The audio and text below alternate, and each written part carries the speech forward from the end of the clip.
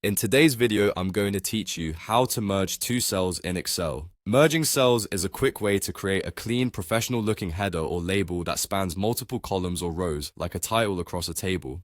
I'll walk you through the process and share a few helpful tips to avoid common pitfalls. First, go to Excel. Open the workbook and the worksheet where you want the merged cell to appear. Take a moment to identify the area you want to combine, such as the top row above a set of columns or a label that should sit across several cells. It helps to visualize what you want the merged result to look like, so you select the right range. Next, select two or more cells. Click the first cell, then drag across or down to include the neighboring cells you want to merge. Make sure the cells are next to each other in a continuous block. Merging works best when the selection is a rectangle. If you prefer using the keyboard, you can click a starting cell and hold Shift while pressing the arrow keys to expand the selection. Before you merge, double check what's inside those cells. Excel will keep only the content of the top left cell and discard the rest. So if other cells in the selection contain important data, move or copy that information elsewhere first. Now look to the ribbon and click Merge and Center. You'll find this on the Home tab in the Alignment group. When you click it,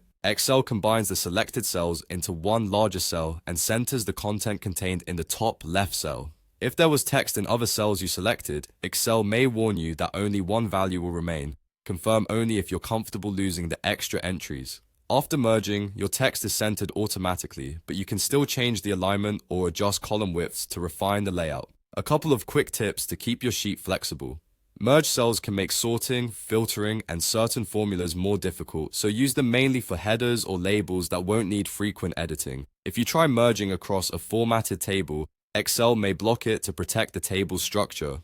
If the merged look isn't what you expected, use Undo to revert instantly. That's all there is to it. Go to Excel, select the cells you want, and click Merge and Center. With that, your worksheet gains a clear, polished header that's easy to read and looks great.